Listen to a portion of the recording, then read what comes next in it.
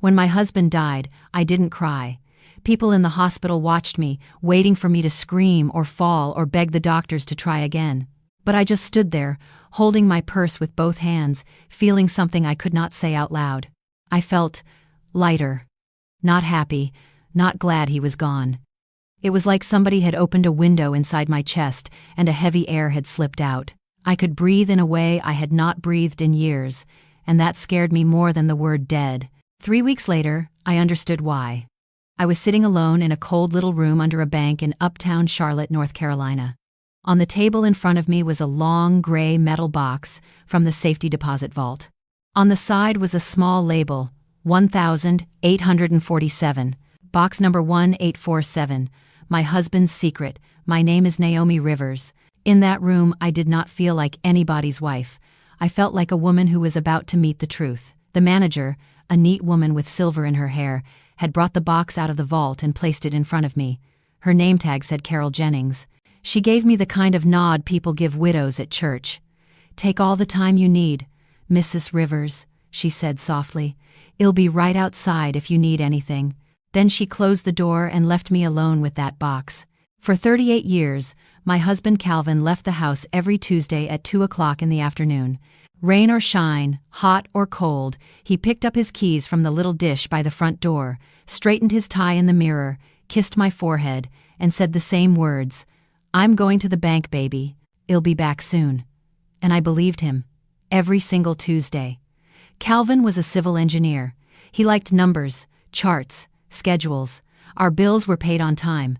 In our Matthews neighborhood, he was known as solid and responsible. So when he said, "You don't have to worry about the money, Naomi.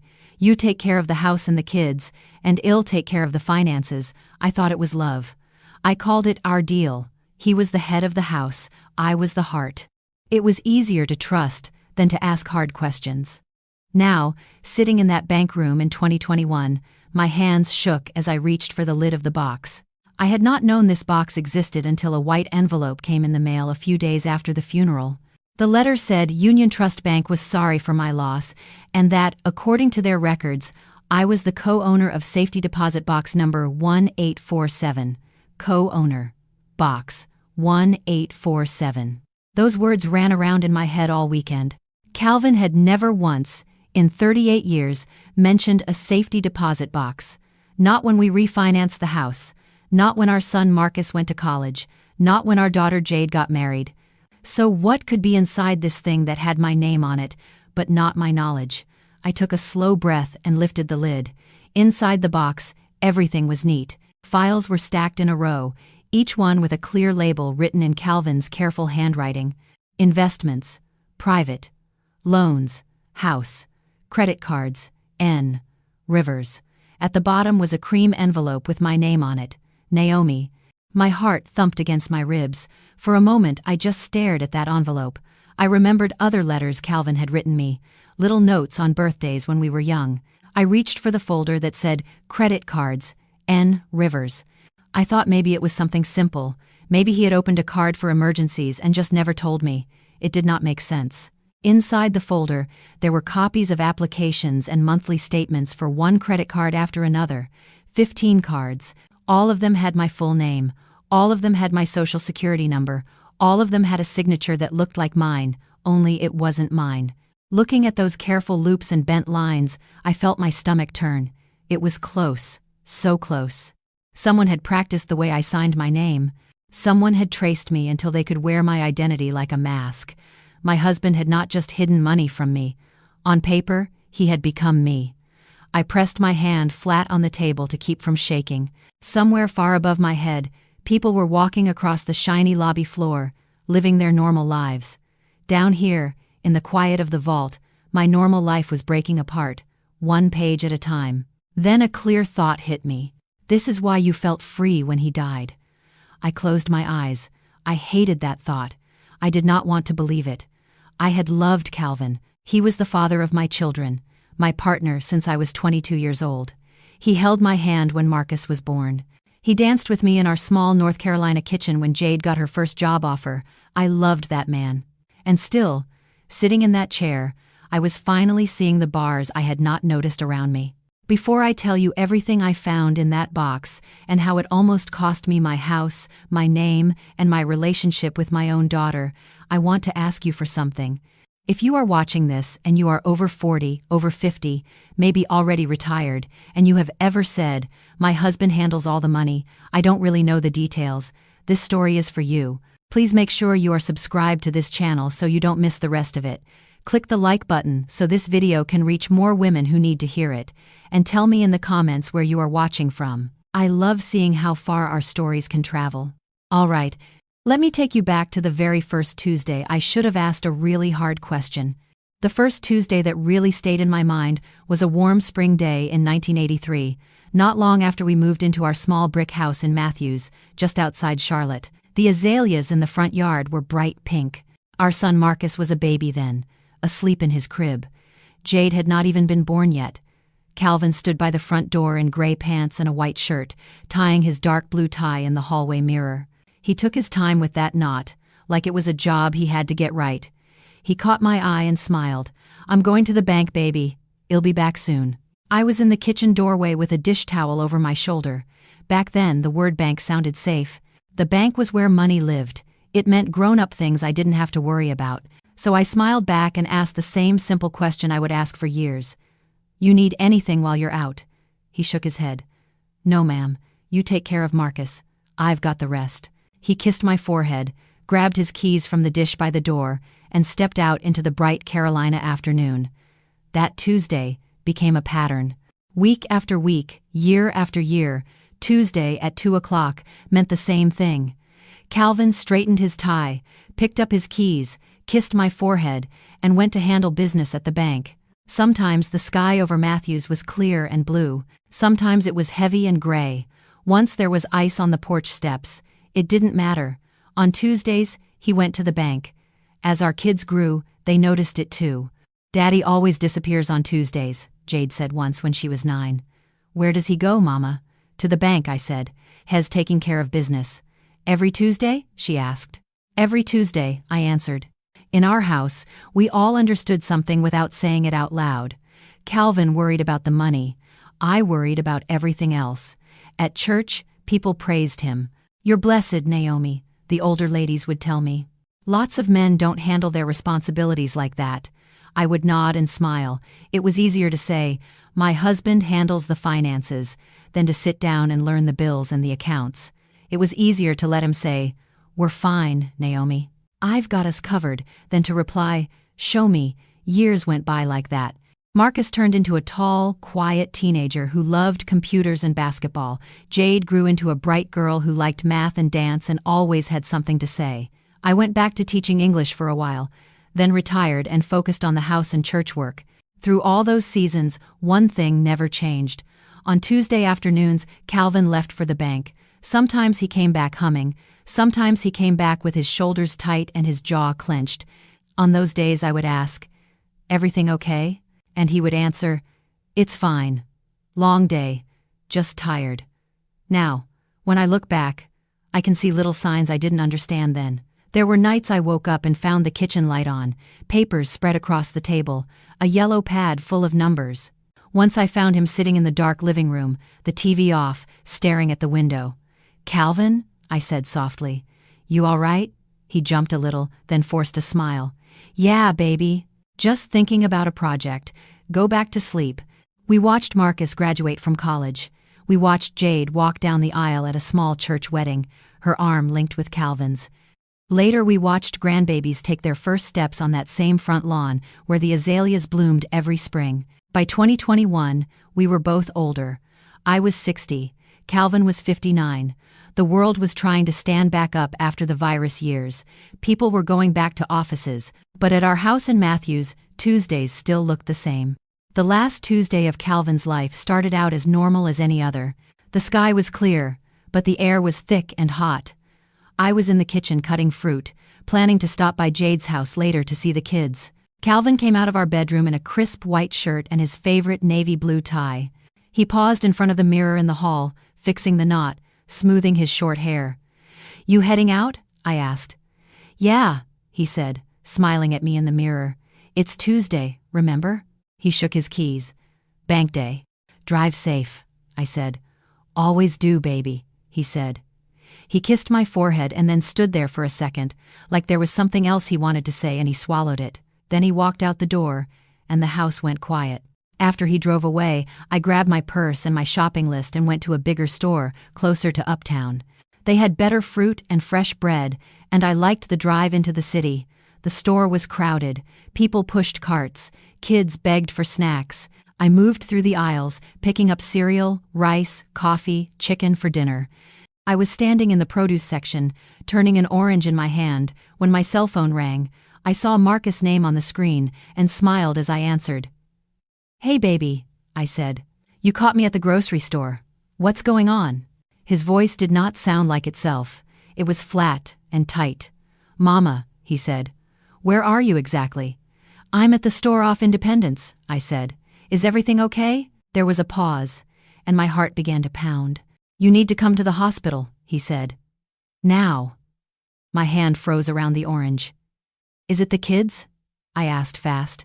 Is it Jade? Are the babies all right? It's Dad, Marcus said, and his voice broke. He collapsed at the office. They brought him to the hospital in Uptown. Mama, you have to come right now. The orange slipped from my hand and rolled across the floor. I'm coming, I said. Text me the address. I left the cart where it was, half full. I hurried out of the store, my purse sliding off my shoulder, my keys cold in my shaking hand.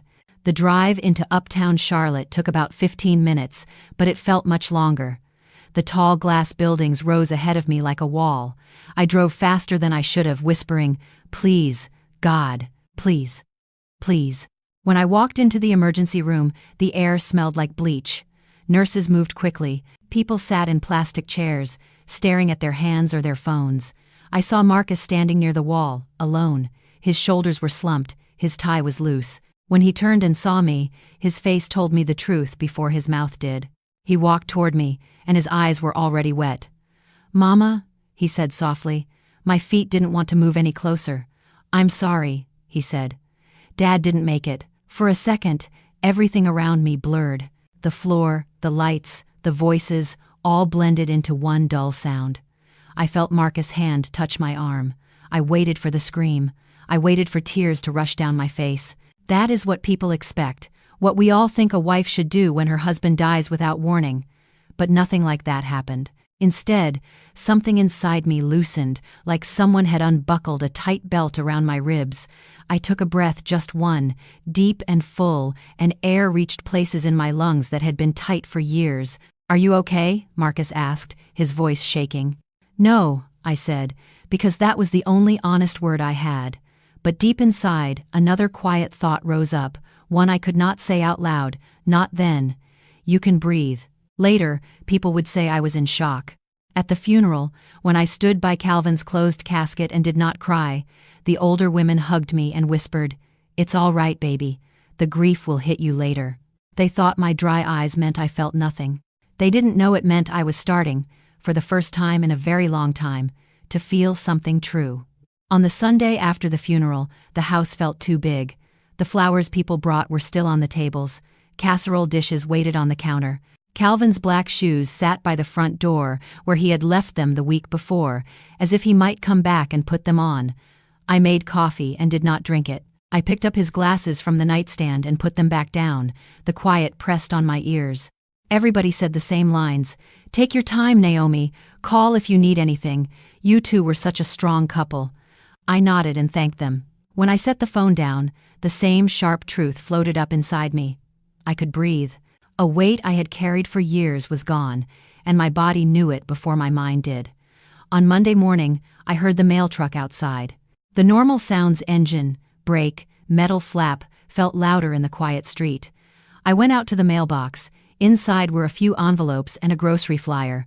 One white envelope had my name typed on the front, Mrs. Naomi Rivers. In the corner, the return address read, Union Trust Bank, Uptown, Charlotte Branch. I stood on the walkway in the warm air and tore it open. The paper inside was thick and smooth. "Dear Mrs. Rivers," it said, "we extend our deepest condolences on the passing of your husband, Mr. Calvin Rivers. According to our records, You are listed as a co-owner of safety deposit box number 1847 at our Uptown Charlotte branch. The rental for this box is paid through the end of the current year. Please contact us at your earliest convenience to arrange access to its contents. I read the letter twice. Safety deposit box, number 1847, co-owner. The words did not match my memory. In almost 38 years of marriage, Calvin had never once said anything about a safety deposit box. Not when we bought the house. Not when we signed our wills. Not when the kids went to college or when the grandchildren were born. Why would my name be on something I had never heard of? The world went on as if nothing had changed. Inside my chest, something shifted. I walked back into the kitchen and sat at the table with the letter in my hand. "This doesn't make sense," I said out loud. The number for the bank was at the bottom of the page. I stared at it for a long time before I picked up the phone. "Union Trust Bank, Uptown Charlotte," a woman answered. "This is Denise. How may I help you?" "Hi," I said. "My name is Naomi Rivers. I received a letter about a safety deposit box. It says, I'm a co-owner of box 1847. There was a pause, the sound of typing. "Yes, Mom," she said. "I see it here. Safety deposit box 1847, owners listed as Mr. Calvin Rivers and Mrs. Naomi Rivers. My husband died 2 weeks ago," I said. The words still felt strange. "I don't know anything about this box." "I'm very sorry for your loss," she said.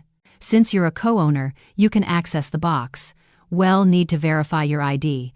We also recommend you bring a copy of his death certificate if you have one. When would you like to come in?" We chose Wednesday at 10 in the morning.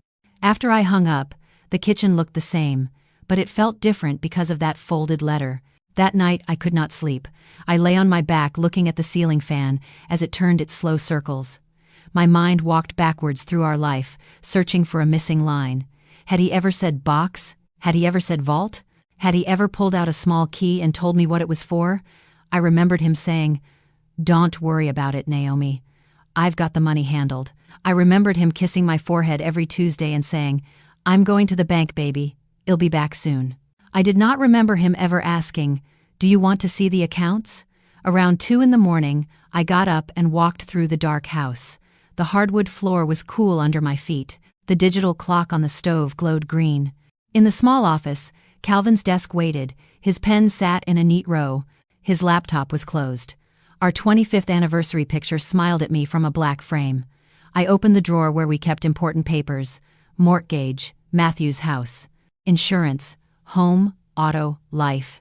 Taxes, 2016, 2017, 2018. Every folder had a clear label in his careful handwriting. I flipped through them one by one. Bank statements, tax returns, insurance policies, all stacked and straight. There was nothing about a safety deposit box, no rental agreement, no box 1847, Union Trust note, no clue that half my name was sitting in steel under the city. I checked the file cabinet in the hall, the drawer in our bedroom that held passports and social security cards, the basket by the phone with old receipts. Nothing. The more I looked, the stranger it felt. It was like walking into your living room and knowing someone else had been there, even though the furniture was in the same place. The air had moved. "Why didn't you tell me?" I whispered. On Tuesday afternoon, my body moved before my mind did. At 2 o'clock, I found myself standing in the front hall without thinking, in the exact spot where I had stood almost every Tuesday for most of my adult life. For years, this was where Calvin tied his tie in the mirror, grabbed his keys, kissed my forehead, and said, "Bank day." Now the mirror showed only me. The little dish where his keys used to land sat empty. "I don't even know what you were doing all those Tuesdays," I said quietly. On Wednesday morning, I dressed like I was going to an important meeting. Black slacks, white blouse, navy blazer. I brushed my hair and put on a little lipstick. The drive into Uptown Charlotte took about 20 minutes. The city rose ahead of me, all glass and steel. My hands were tight on the steering wheel. Union Trust sat on a corner downtown, a tall building with dark windows and silver frames. Inside, the lobby was cool and quiet. Marble floors, high ceiling, people in suits moving with purpose. At the information desk, I said, "My name is Naomi Rivers. I have an appointment about a safety deposit box." The receptionist checked a screen, then picked up a phone. A few minutes later, a woman in a gray suit walked toward me. Her name tag said, Carol Jennings, branch manager. Mrs. Rivers? She asked. Yes, I'm Carol. First, I'm very sorry about your husband. Thank you, I said. If you'll follow me, we'll go down to the vault. We stepped into a small elevator together. As we went down, my ears popped a little. Neither of us spoke. The soft hum of the cables was the only sound. When the doors opened, the air felt cooler and still. The vault room was long, with no windows. The walls were covered in small metal doors, each with a number and a lock. It looked like a giant metal beehive. Carol walked along one wall, counting under her breath. Here we are, she said at last. 1,847. Seeing the number from the letter written on cold steel made my heart beat faster. Carol took a key from her pocket. I'll need your key and your ID, Mrs. Rivers. My key? I repeated. Yes, ma'am. Each box uses 2 keys. One is the bank's. One belongs to the customer. Did your husband keep a small key with his others? I thought of the ring of keys Marcus had found in Calvin's drawer. House key, office key, car key, and one small, plain silver key we could not place. I handed Carol my driver's license. She checked it and gave it back. From my purse, I took the small key Marcus had pressed into my hand that morning just in case. Carol slid her key into one side of the lock. I slid mine into the other. Turn with me on 3, she said gently. 1, 2, 3. We turned. The lock gave a heavy click. Carol pulled a long, narrow metal box from the opening and set it onto a low, rolling cart. We have a private room where you can look through the contents, she said, nodding toward a plain white door. Take as much time as you like. Hello, I'm delighted to assist you with our voice services. Choose a voice that resonates with you, and let's begin our creative audio journey together. I lifted the lid and set it aside. Inside the metal box, everything was too neat. There were several manila folders, stacked in a row, their edges perfectly straight. Each one had a label written in Calvin's careful block letters. The sight of his handwriting made my chest ache and my stomach twist at the same time. Investments, private, loans, house, credit cards, N. Rivers. And at the bottom of the box, under the folders, was a thick cream envelope with my name written on it in blue ink. Naomi. For a moment, I just stared at the envelope. That handwriting had written love notes to me when we were 22. It had signed birthday cards and Christmas cards, and congratulations, I'm proud of you on the kids' report cards. Now it was calling to me from the bottom of a metal box. I felt like I was standing at the edge of a deep pool. First, I had to see how cold the water really was.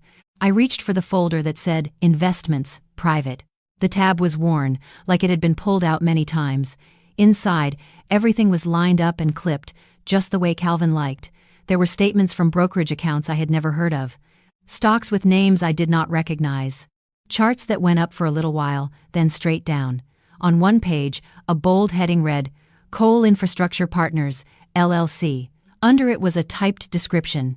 Private construction firm, special city contracts, projected high return. Attached to that page was a handwritten note from Calvin. Darius says this is a sure thing. I knew that name. Darius Cole. They had gone to college together. He had been at our house for barbecue a few times over the years, laughing loud, talking big. My eyes dropped to the numbers. Original investment, $450,000. Current value, $0. Next to it, in Calvin's own neat hand, one small word, gone. My mouth went dry. I turned the pages faster. There were notes about other investments, smaller funds, a few startups. Some had tiny amounts left. Most had big red circles around lines that said closed or liquidated at loss. These were not the mutual funds he talked about at our kitchen table. These were secret accounts, only in his name, never once mentioned in 38 years of marriage. He gambled with our whole life, I whispered. And he never even told me we were at the table. My fingertips were numb. I put the investment folder down and picked up the one labeled Loans, House. I did not want to see, but I had to see. Inside were 3 thick stacks of papers, each with the name of our bank at the top and the address of our home in Matthews typed in bold letters. Loan 1. Home equity line of credit amount, $110,000 loan. 2. Home equity line of credit amount, $120,000 loan. 3. Second mortgage amount, $90,000. At the bottom of each set of documents was a line for borrower signature and a line for co-borrower signature. On all three, there was Calvin's full name, and there was my name too. I leaned closer. There it was, written in that almost familiar way, the N curling just a little too high, the R leaning at a strange angle. It was close to my signature, very close, but it wasn't mine. I had never sat in a banker's office and signed these papers.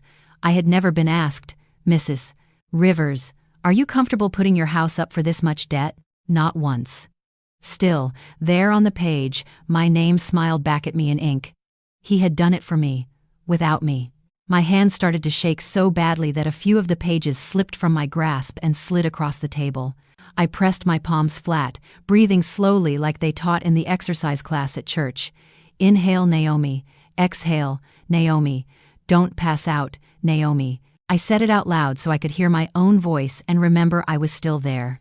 On a sticky note Calvin had attached to one of the loan packets, in his tight handwriting, was a sentence that made my jaw clench. "Just until I fix this, she'll never have to know.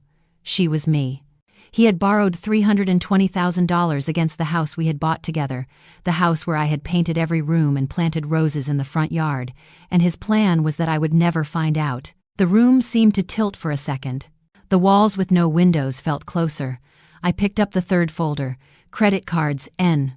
Rivers. I already knew I wasn't going to like what was inside, but the truth doesn't care how you feel. It just waits. The folder was thick. The paper inside made a heavy sound when I flipped it open. On top were copies of credit card applications. 15 of them. Different banks, different limits. On every single one was my full name, Naomi Ellison Rivers, my social security number, my date of birth, and at the bottom, a long line and a shaky, almost right copy of my signature. At first glance, if I had not known better, I might have believed it was mine. That was the most frightening part. This wasn't a careless scribble. It was practice. Someone had studied how I wrote my name, how I looped the N, how I crossed the T in Ellison, how my R leaned just a little to the right. Someone had tried again and again until they could pretend to be me. That someone was my husband. I lifted one of the pages close to my face. I could see where the pen had pressed too hard in places, where the curve of a letter was just a little too slow, like the hand behind it was afraid of making a mistake. "How many times did you sit at this table copying my name, Calvin?" I whispered. "How many nights did I sleep down the hall while you learned to steal me on paper?" Behind the applications were months and months of statements, balances well over the limits, late fees, interest piled on interest. Discover, Capital One, American Express. Others I had never heard of. Total debt, a little over $110,000. All of it, in the eyes of the world, belonged to me. I thought about the grocery store that always greeted me with a smile. The small shops that let me pay in installments sometimes. I imagined trying to buy a refrigerator, a car, maybe even another house, and being told, "We're sorry, Mrs. Rivers, your credit is not good," and never understanding why. Because my husband had already spent my name, my first feeling was not anger. It was a hard, cold kind of grief, like someone had died again. The man I thought I was married to, the careful, honest, responsible Calvin that everybody talked about at the funeral, did not match the man who lived in these folders. They were two different people, wearing the same face. For 38 years, I had loved one of them. The other one had been holding a pen behind my back. I don't know how long I sat there, with my head bowed and my fingers resting on the edges of those papers. It could have been 10 minutes. It could have been an hour. Time shrank to the size of that little white room. At the bottom of the box, under the folders, the cream-colored envelope waited. My name was written on it in blue ink. Not the almost signature on the forged loans. Not the shaky copy on the fake credit cards. This was his real handwriting, the one I knew like I knew the sound of his step on our hardwood floor. Naomi. I wiped my eyes with the back of my hand and picked it up. The paper felt heavy and good. The flap was sealed. My hands did not shake this time as I slid my finger under the edge. If the folders had shown me what Calvin had done, this letter, I knew, was going to tell me why. Did I care why? It turned out, I did. Part of me wanted to slam everything back into the box, push it through the little metal door, and walk out of that bank pretending I had never seen any of it. Go home, cook dinner, water the plants, be the quiet widow everyone expected.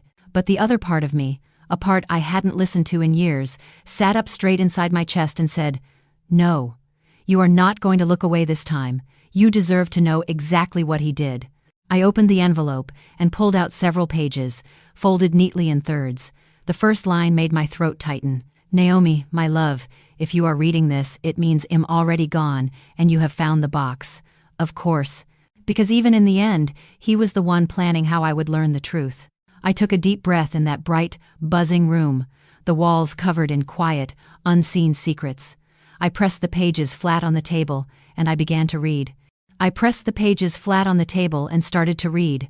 "Naomi, my love, if you are reading this, it means I am already gone, and you have found the box. You have seen some of what I did. I am so sorry. I know these words are not enough, but I need to try to explain." That was his first line. He wrote that 5 years earlier, Darius had called with a sure thing, a new construction company, Coal Infrastructure Partners, with city contracts ready to go. Calvin said he thought about me, about our future, about never having to worry about money again, so he took everything we had saved over almost 40 years and put it into Darius' company, $450,000. He told himself it was temporary. He would double the money in a year. I would never even know he had taken the risk. Then the company failed.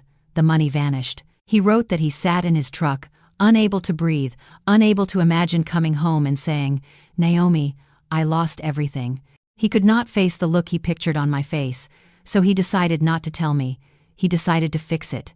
He wrote that he took out a loan against our house in Matthews, then another, then a third. Each time he put the money into safer investments, each time he told himself the next move would fix the last one.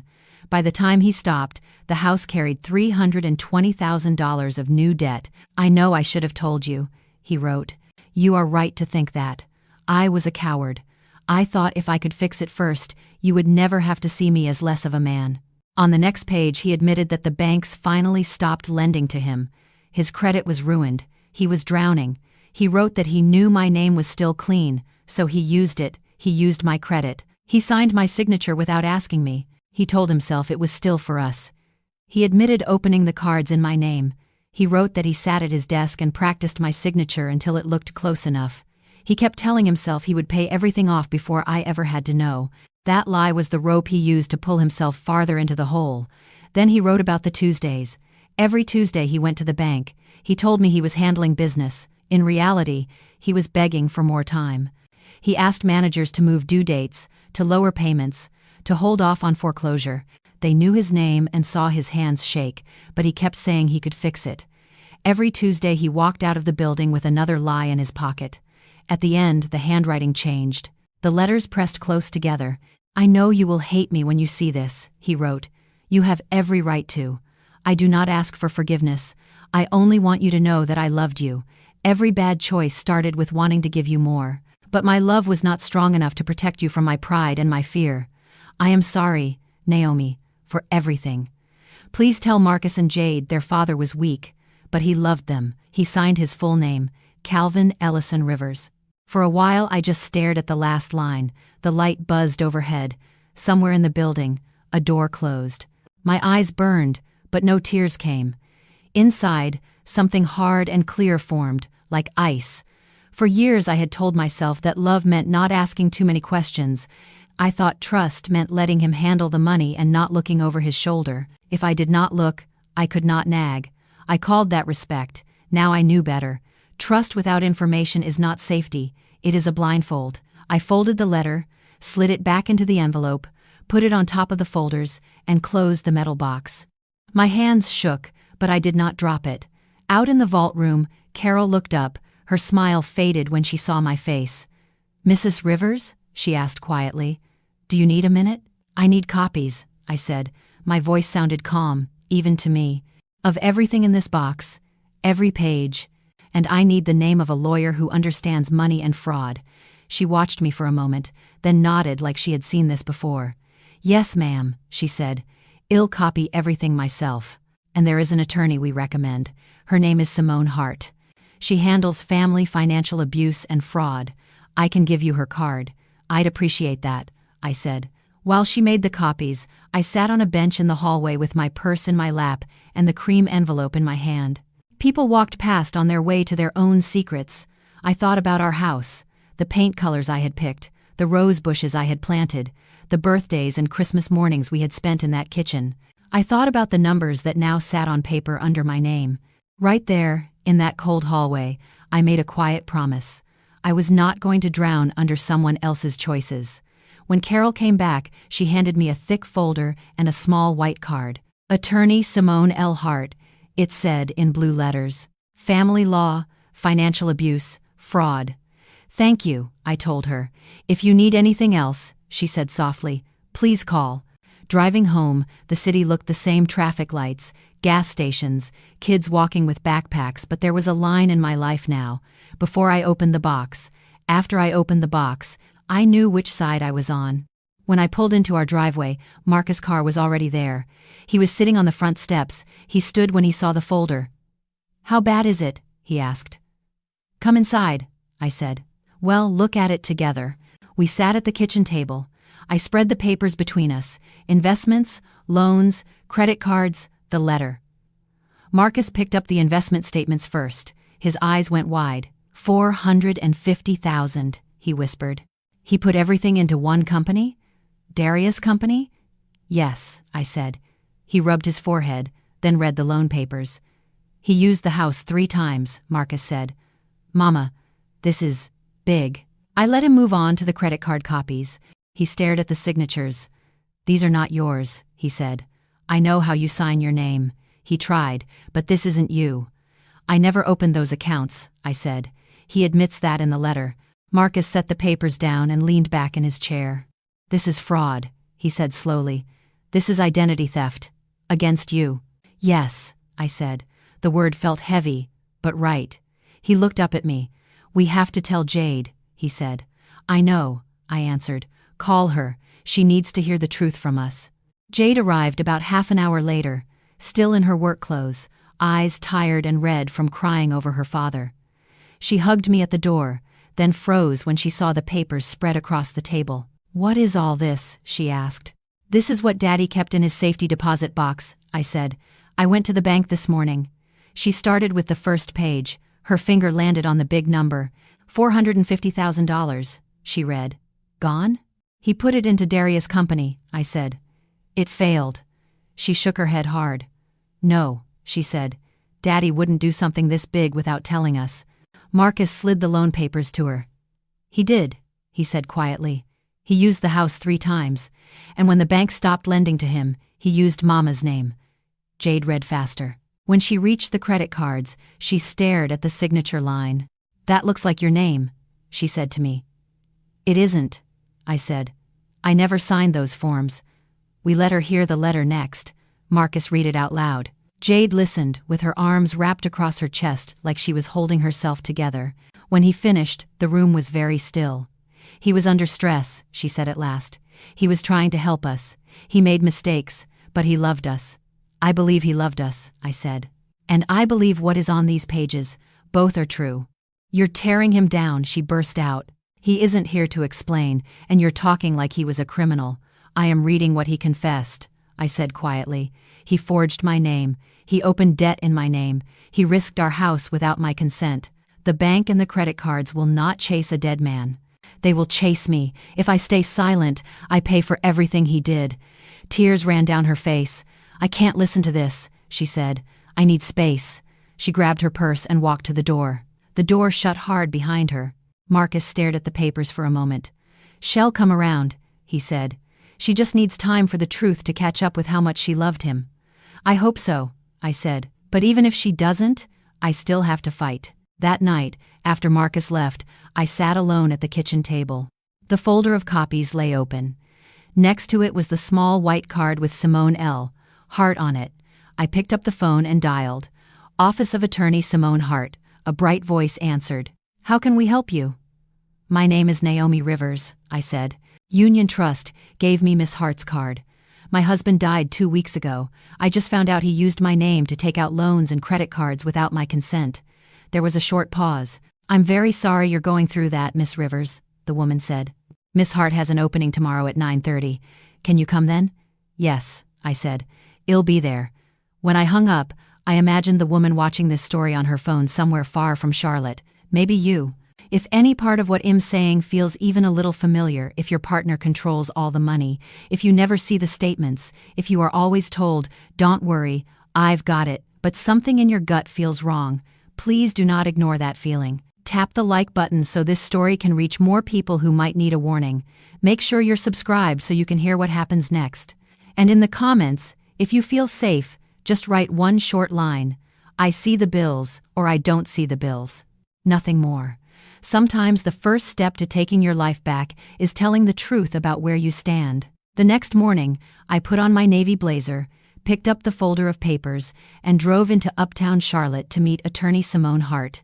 I did not know what the judge or the bank would say, but I knew silence was not an option for me. It was time to stop being quiet and start fighting for my own life. I walked into attorney Simone Hart's office with my stomach in a knot and that thick folder pressed tight to my chest. Her office was on the 15th floor of a glass building in uptown Charlotte. From the window you could see the tops of smaller buildings and a long gray stretch of highway. Inside, it didn't feel cold like the bank. There was a tall green plant in the corner, a soft blue rug on the floor, and a bowl of peppermint candies on the low table between us. Simone was in her 40s, with natural curls pulled back from her face and sharp, calm eyes. She wore a dark suit, but her smile was gentle. "Mrs. Rivers," she said, standing to shake my hand, "I'm sorry for your loss, and I'm even more sorry for what I understand has happened with your finances." I sat down and set the folder on her desk. "I don't even know where to start," I told her. "Start like you're telling a friend," she said. "Tell me the story. I'll stop you when I need details." So I did. I told her about the 38 years of Tuesdays, how Calvin always said, "I'm going to the bank, baby," and I never asked questions.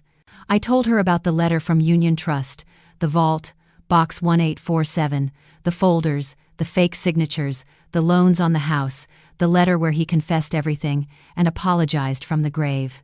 The whole time I spoke, Simone listened in silence. Sometimes she wrote notes on a tablet, sometimes she frowned a little. She never looked bored, never looked shocked, she just took it in. When I finally stopped, my throat was dry and my hands were shaking. Simone leaned back in her chair and took a slow breath. "Okay," she said. "Naomi, I'm going to be very direct with you. What your husband did was not simple bad money management. This was financial abuse. He hid information. He kept you out of decisions. He used your identity without consent. That is fraud." The word hung in the air. Fraud. It was hard and ugly, but also clear. "What happens now?" I asked. "The accounts are in my name.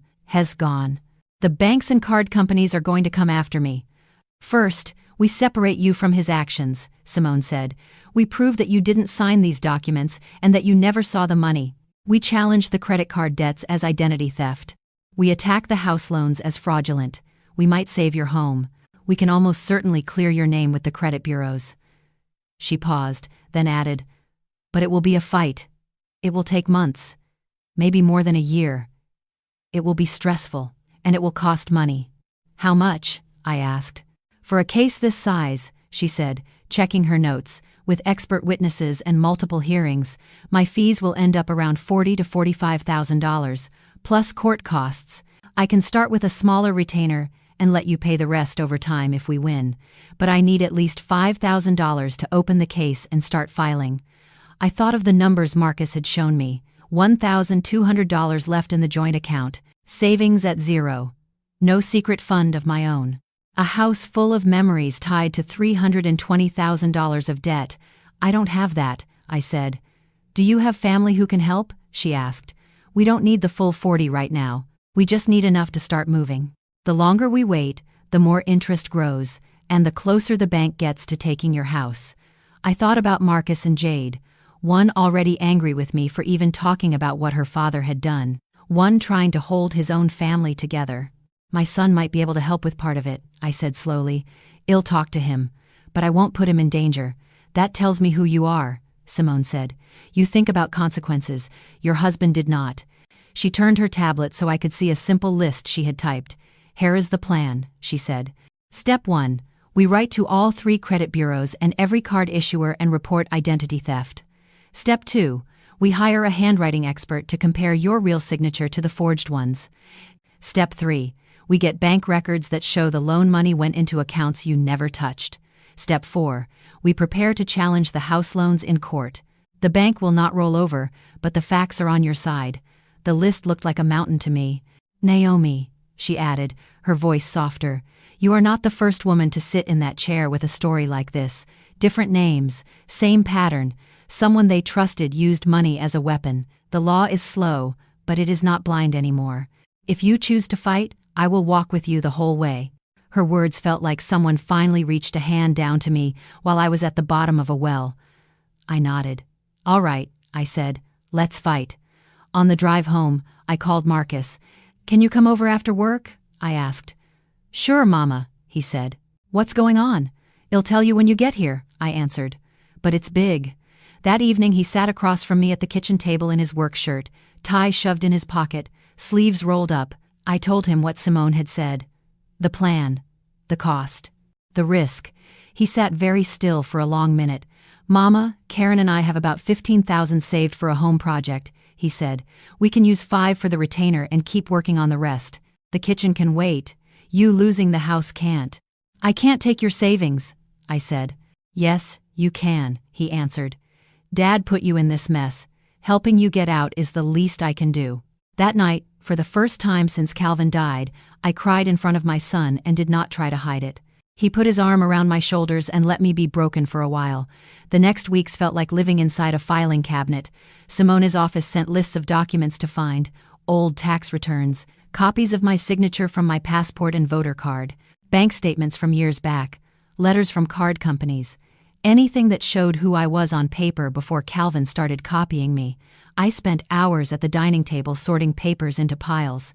Marcus sat beside me, building spreadsheets with dates, balances, account numbers. He made a timeline of Calvin's secret life, line by line. One afternoon, Simone called. I've scheduled you with a handwriting expert, she said. His name is Dr. Bernard Tate. He worked for the FBI for 30 years, has retired now but still takes private cases. Do I need to do anything special? I asked. Just show up, she said. Hell, have you signed your name a few times? Then hell, compare that with the signatures on the loans and cards. His report will be one of our strongest pieces of evidence. Dr. Tate met me in a small, bright office. He was older than I expected, with white hair, steady hands, and kind eyes behind gold-rimmed glasses. He laid blank paper in front of me and handed me a pen. Just sign your name like you usually do, he said. Don't try to copy anything. Don't try to make it nice. Just be yourself. I wrote Naomi E. Rivers again and again until the lines blurred.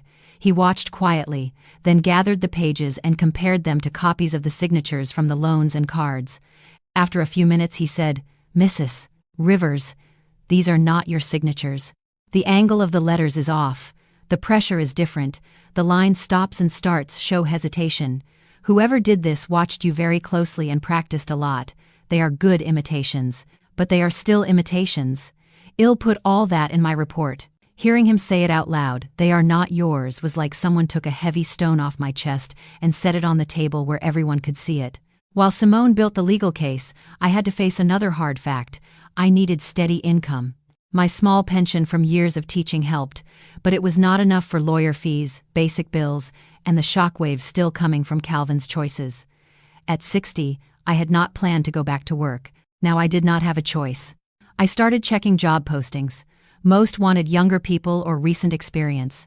Still, I sent out a few resumes. 2 weeks later, I saw a small ad in the local paper for a part-time English teacher at the Wheatley Language Institute in Germantown, north of Charlotte. The owner was a woman named Etta Mae Collins. The tiny photo showed a dark-skinned woman in her 70s, white hair, bright smile, and big red glasses. Something about her face made me brave enough to call. She set an interview for the next week. For the first time in weeks, I felt a stubborn spark of hope inside my chest again. For the interview at Wheatley Language Institute, I wore my best navy dress and the small pearl earrings Calvin had given me long ago. I stood outside the brick building, took a deep breath, and told myself, "You are a teacher looking for work." Inside, A young woman at the front desk led me to a small office with big windows. Miss Etta Mae Collins stood when I walked in, white hair, brown skin, bright red glasses, and a steady smile.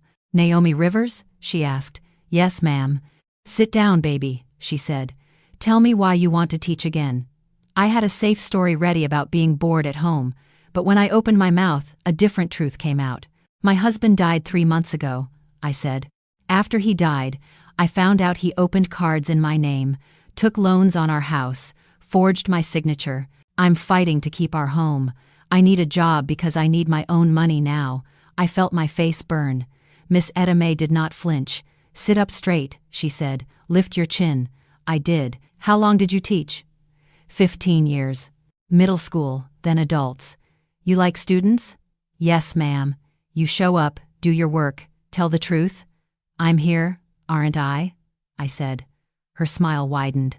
"Then you can start Monday," she said. 3 afternoons a week.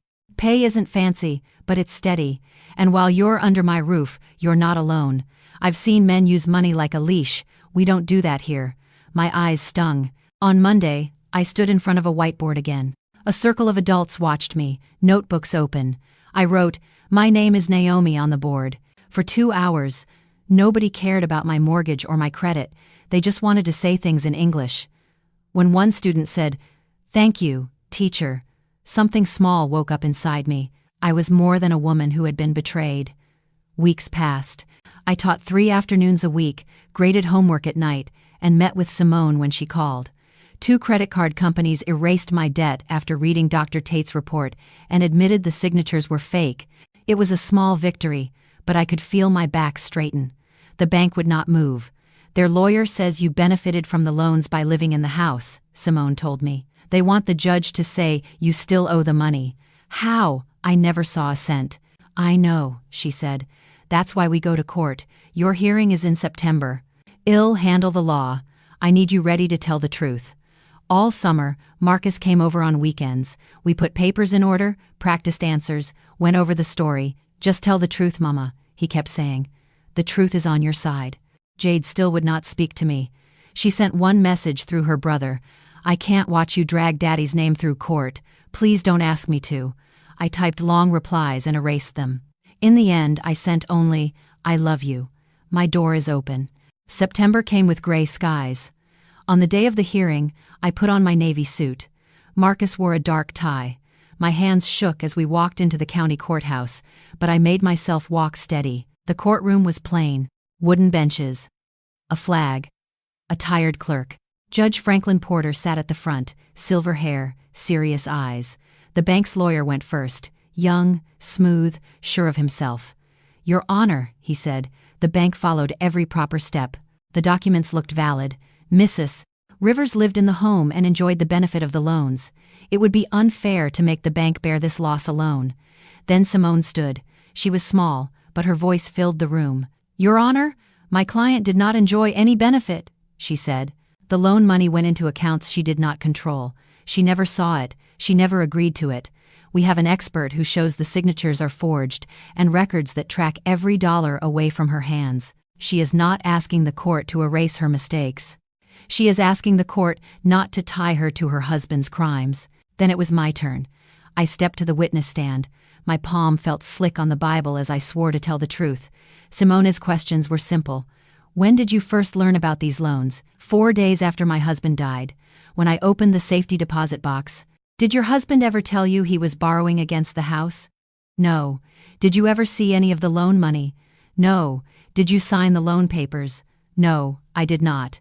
Then the bank's lawyer stepped up. "Mrs. Rivers, isn't it true you chose not to be involved in your finances?" "I trusted my husband," I said. "That is not the same as saying, 'Go ahead and lie in my name.'" "But you never checked the statements?" I asked. He told me, "Don't worry, I've got it." For 38 years, it looked like he did. "Would you agree you lived comfortably in the home he paid for?" "I paid for that house too," I answered. "With my job, with my time, with my care." I did not know he had turned it into a gambling chip. A small sound ran through the room. Judge Porter lifted his hand and the room went quiet again. After more questions, he called a break. In the hallway, my legs felt weak. Marcus pressed a paper cup of water into my hand. "You did good, Mama," he said. "You were honest. That matters." An hour later we went back in. Judge Porter's face was calm. "I have reviewed the evidence," he said. "The expert testimony on the forged signatures, the bank records, and the letter written by Mr. Rivers." He paused. "While the bank acted on documents that appeared proper, the clear weight of the evidence shows Mrs. Rivers was the victim of a long fraud, not a partner in it. The loans taken with forged signatures are void. The liens on the house are removed. The property will remain in Mrs. Rivers' name, free of this debt." His gavel hit the wood with a sharp crack. For a second the world went silent, then sound rushed back. Marcus squeezed my hand. Simone turned toward me with a small, real smile. "We did it," she said. "You keep the house." Outside, the air felt cooler. People hurried past, not knowing my whole future had just been handed back to me. "You won, Mama," Marcus said in the parking lot. "You really did." I nodded. But my heart was not all victory. Jade had not come. She still did not want to see what her father had done. That night, I ate 3 bites of dinner and pushed my plate away. The kitchen felt lonely. I had my house. I had my job. I had my name. I had a son at my side. And I had a daughter who would not answer my calls. Around 9 o'clock, my phone rang. An unknown number showed on the screen. Then I picked up. "Mama," a small voice said. My heart jumped. It was Jade. "Mama," a small voice said. My heart jumped. "Jade?" I asked. "Yes," she said. "Marcus told me what the judge decided. You kept the house." "Yes," I said. I gripped the edge of the table. "We won." There was silence. "I was angry at you," she said. "I thought you were trying to tear Daddy down. But today I went to the bank. I asked to see every record with my name on it. I wanted to prove you wrong." My chest tightened. "And?" "I was wrong," she whispered. "Mama, he had cards in my name too. 5 of them. I never signed. I never knew. There's $28,000 of debt in my name. They said my credit is damaged." I closed my eyes. Of course. Calvin's secrets had not stayed in one small box. They had spread like ink. "Come home," I said softly. "Don't sit with that alone." She showed up half an hour later with a folder clutched in her hand. She walked into the kitchen without knocking. She dropped the folder on the table. The papers slid out. "I'm so sorry I didn't believe you," she said. Her voice broke. "I wanted to hold on to the daddy who pushed me on the swings, not the man who did this." I moved around the table and pulled her into my arms. "Both men were real," I told her. "The father who loved you and the man who made these choices. We don't have to lie about one to keep the other." She cried against my shoulder. I held her and let my own tears fall. The next day I called Simone. "My daughter needs help," I said. "Same pattern. Same man. New victim." "Bring her in," Simone answered. "Well, start the process again." "Doctor." Tate studied Jade's real signature and the fakes. "These were not written by your daughter," he said. "They were written by someone who wanted to look like her." Jade flinched at his words, but later she said, "At least I know, I'm not crazy." I knew something was wrong. Thank you notes started piling up at Wheatley. At first, it was 1 woman, then 3, then 10. Some came to buy a grammar book and ended up telling me their stories. Others stood by the door and asked in a quiet voice, "Can I talk to you about money?" Their details were different, but the pattern was the same. Husbands who handled everything. Wives who signed things they did not understand. Fathers who kept daughters off family accounts for their protection. Sons who drained their mother's savings. One afternoon, after listening to another story of hidden debt and broken trust, I went to the back room where Miss Etta May was stacking chairs. "These women keep coming," I said. "They think they're alone, but they're telling the same story." She looked at me over her glasses. "So put them in the same room," she said. "Let them see each other. That's how storms turn into movement. Start a group, Naomi. Use what you learned the hard way." We made a flyer on the school computer. "Support Circle for Women Facing Financial Abuse, first Tuesday of every month, 7 p.m. free. Confidential. You are not crazy." We taped it to the front door, put a notice in the paper, and posted it online. I half expected no one to show up. On the first Tuesday night, 12 women came. We pushed desks aside and sat in a circle of mismatched chairs. Someone brought cookies. Someone else made coffee. My heart beat fast. but my voice came out steady. "My name is Naomi," I said, "and a year ago I found out my husband had put our house at risk and ruined my credit without my consent. I opened a box and every page inside cut me open. I am still here. So are you. Tonight we're going to talk about what we've been through and how we can move forward." One by one, they spoke. A woman whose husband had emptied their retirement and left. A grandmother whose son had convinced her to put his name on her house for paperwork, then tried to sell it. A quiet lady who had never seen a bank statement in 25 years of marriage. We cried. We laughed once or twice. We traded the names of fair lawyers and honest credit counselors. By the end of the night, shoulders were a little straighter. "You know what you did here, right?" Miss Edame said as we folded chairs. "You turned your private pain into a map. Now other women don't have to stay lost as long." The group grew. By the fourth meeting, we had moved to a bigger room at the community center. Someone suggested starting a small non-profit to handle donations and print materials. Marcus helped with the website. Jade, whose own credit was slowly healing, began speaking to younger women in the circle. "I missed the signs with my daddy," she told them. "I won't miss them again. And I don't want you to miss them either." On the 1-year mark after I opened box 1847, I stood at the beginning of our meeting and looked around. Faces of all shades and ages looked back at me. Some were new, some had been there from the start. When Calvin died, I said, I thought my life was over, and in some ways, it was. The version of my marriage that lived in my head could not survive the facts on those pages. But something else grew in that empty space. I learned I can ask questions. I can say no. I can start over at 60 and build a life with my own hands. I told them how I had opened a new account in my own name, at a credit union where no one knew me as Mrs. Rivers. I told them how I had gone back to my maiden name, Naomi Ellison, to remind myself I was a whole person before I was anybody's wife, and I still am. Then I looked straight into the camera we had set up in the back, the one recording for this channel. "And now I'm talking to you," I said. "Maybe you're sitting at your kitchen table, feeling that something is wrong with the money in your house. Maybe you're afraid to look. I can't promise it will be easy. I can promise you this. You deserve to know the truth. You deserve to be part of every decision that shapes your future. Love is not meant to be a dark room where only one person holds the flashlight. If you're still listening, thank you for staying with me to the end, right now, wherever you are tonight. If this story touched something in you, hit subscribe so you don't miss the next one.